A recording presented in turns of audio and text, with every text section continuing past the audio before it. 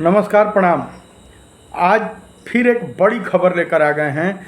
जो बिहार के बचे हुए नियोजित शिक्षक हैं उनको एक अहम खबर लेकर आए हैं। जिनको 7th पे कमीशन का लाभ मिलता है उनको अब 8वें पे कमीशन का लाभ भी 8th पे कमीशन का लाभ भी मिलेगा। खबर बहुत अहम है, पूरी खबर सुनिए।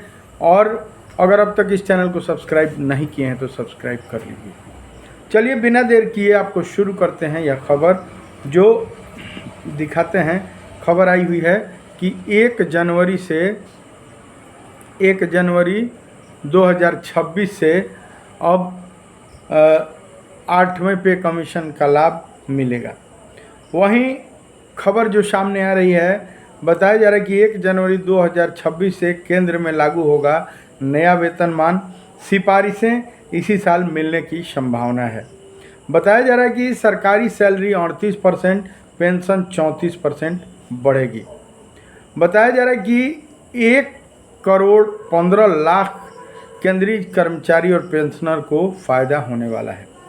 वहीं जब केंद्रीय कर्मचारियों को यह लाभ मिलेगा तो जो भी स्लैब वाले शिक्षक हैं, जो भी वेतनमान और ग्रेड पे वाले शिक्षक हैं, यानी कि बिहार में नियोजित शिक्षक और जो सहायक शिक्षक हैं, इन दोनों शिक्षकों को इसका लाभ होगा। बता दें कि जो नियोजित शिक्षक हैं, जो अभी भी बचे हुए नियोजित शिक्षक हैं, बिहार के यशस्वी मुख्यमंत्री नीतीश कुमार जी ने कहा था कि जो भी नियोजित शिक्षक हैं, मेरे 60 साल के अस्थाई शिक्षक हैं, अब उन अस्थाई शिक्षकों के दिन बहुरेंगे। जैसे ही 8वां पे कमीशन लागू होगा 1 जनवरी 2026 से, जब केंद्रीय कर्मचारियों को मिलेगा तो राज्य कर्मियों को भी मिलेगा। और 8वां पे कमीशन का लाभ जब बिहार के बचे हुए जो नियोजित शिक्षक हैं उनको जब मिलेगा तो उनका तनख्वाह 97,000 से 1 लाख के आसपास हो जाएगा। बताते चलें कि यह लाभ जो पेंशनर हैं, जो सहायक शिक्षक रिटायर हो गए हैं या 2025 में रिटायर हो रहे हैं, जो 34,500 के शिक्षक हैं, उनको भी इसका लाभ मिलेगा।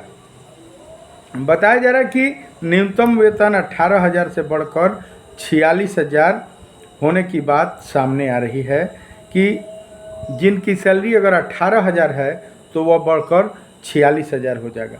आप जोड़ लीजिए, अगर आपकी सैलरी 50,000 है तो आपकी सैलरी कितनी होने वाली है। बता दें कि बिहार के जो बचे हुए नियोजित शिक्षक हैं, मैं पहले भी बताता रहा हूं कि वे लोग भाग्यमान हैं, वे भाग्यशाली हैं, क्योंकि उनको वेतन संरचना है, उनको ग्रेड पे है, 2000 का ग्रेड पे। और वहीं वेतनमान उनको है कि वेतनमान उनको 5200 से लेकर 20,200 का वेतनमान है। वहीं जो बंशीधर ब्रजवासी जी लगातार जो कह रहे थे कि कोई भी सक्षमता के परीक्षा के चक्कर में मत पड़े, वह इसीलिए कह रहे थे कि यह वेतनमान और ग्रेड पे समाप्त हो जाएगा। लेकिन जो होशियार बंधु थे वो बात को नहीं माने और बिना बात माने वह मामूली परीक्षा, जब बिहार के यशस्वी मुख्यमंत्री नीतीश कुमार जी ने कहा कि एक मामूली परीक्षा देना होगा और मामूली परीक्षा देकर और राज्यकर्मी बन जाएंगे, सरकारी बन जाएंगे, तो इन लोगों को समझ में नहीं आया। ये लोग रसगुल्ला चापने गए और अपना वेतनमान गंवा के आ गए। कहने का अर्थ यह है कि उच्चतम वेतन में वृद्धि होगी, वहीं पेंशन की राशि में भी बढ़ोतरी होगी। और बताया जा रहा है कि प्राइवेट जॉब वालों पर भी इसका असर होगा। जो प्राइवेट जॉब लिमिटेड कंपनियों में जो जॉब कर रहे हैं उनको भी इसका लाभ मिलेगा, उनको भी इसका असर पड़ेगा।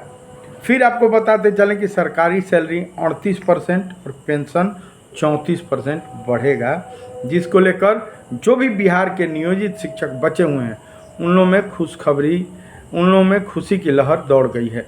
वहीं जो भी TRE 1, TRE 2, TRE 3, TRE 4, TRE 5, TRE 6 जो भी आने वाला TRE है, उन लोगों को उन लोगों का HRMS पोर्टल बता रहा है कि उनका वेतन संरचना नहीं है। वहीं जो विद्यालय अध्यापक के नाम से ये मामूली परीक्षा देकर, यानी विशिष्ट शिक्षक जो बन गए क्षमता का परीक्षा देकर, उनको भी ग्रेड पे और वेतनमान उनका चला गया। उनका जो भी स्लैब था वो समाप्त हो गया। अब वो लोग सेवा निरंतरता के लिए लड़ना झगड़ना, धरना प्रदर्शन करना, भूख हड़ताल करना शुरू कर दिए हैं। तो आपको मैं बता दूं, यह लाभ 7वें पे कमीशन का लाभ भी, 8वें पे कमीशन का लाभ भी, यह उसी को मिलता है जिनको ग्रेड पे और वेतनमान होता है, यानी वेतन संरचना कहा जाता है। वेतन का जो संरचना होता है उसी के आधार पर राज्यकर्मियों को 7th पे कमीशन या 8th पे कमीशन का लाभ मिलता है। बताते चलें कि जो भी बिहार में बचे हुए नियोजित शिक्षक हैं, मैं कल भी बोला था, हमेशा बोलता हूँ कि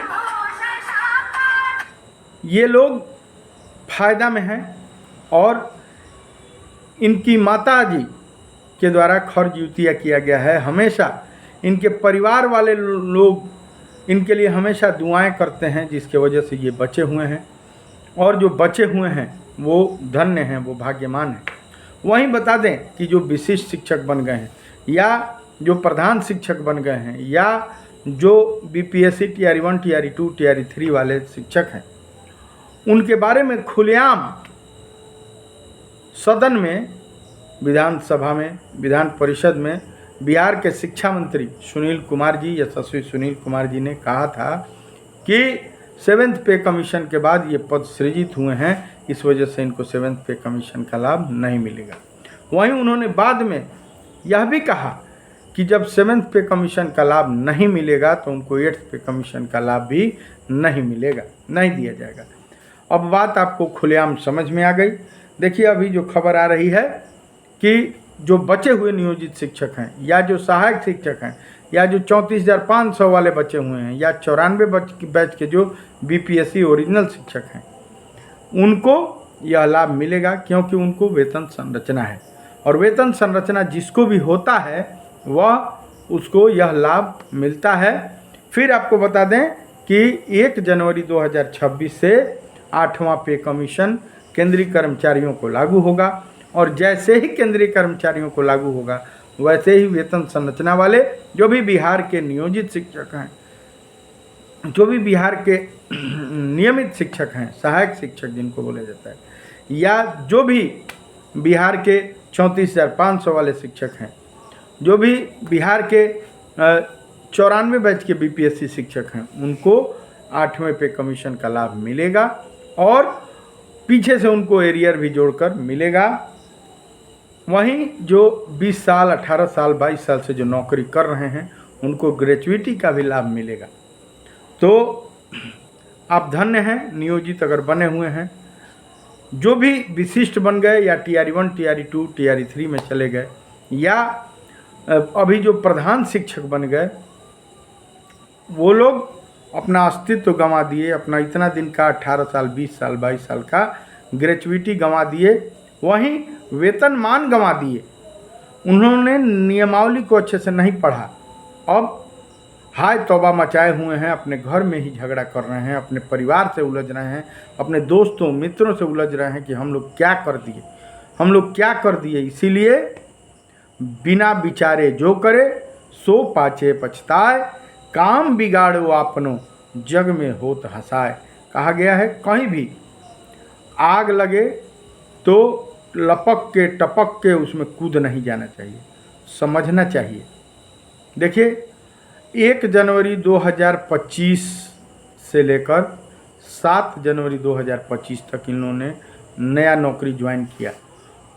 ये लोग जिला कैडर में चले गए, ये लोग एनओसी दे दिए, नया इन लोगों का प्राण जनरेट हो गया। उस दिन से ये लोग राज्यकर्मी बन गए, लेकिन बस नाम रह गया राज्यकर्मी का, दाम नहीं मिला, लाभ नहीं मिला। जो ग्रेड पे वेतनमान था वो चला गया। और तो और जनवरी बीता, फरवरी बीता, मार्च बीता, अप्रैल बीता, मई बीता, जून बीता, जुलाई बीता, अगस्त बीता, सितंबर भी बीत गया। अभी तक इन लोगों का कोई भी कहीं भी कुछ भी दिखाई नहीं दे रहा है। आगे क्या होगा यह भविष्य के गर्त में है। और तो और बिहार के शिक्षा मंत्री ने खुलकर कह दिया कि 7वें वे पे कमीशन के बाद ये पद सृजित हुए हैं तो इनको उसका लाभ नहीं मिलेगा। उन्होंने यह भी कह दिया सदन में, सरेआम सदन में कहा कि किसी भी प्रकार का 8वें पे कमीशन का लाभ भी इनको नहीं मिलेगा। जो भी विद्यालय अध्यापक हैं इनको कभी भी नहीं मिलेगा, कोई नहीं देगा। अब तो आचार संहिता लगने वाला है, हालांकि 25 को ही आज ही लगने वाला था, लेकिन SIR जो मतदाता पुनर्निरीक्षण कार्य हो रहा है उसके वजह से लेट है और 3 तारीख को आचार संहिता की टीम केंद्र से आ रही है बिहार में।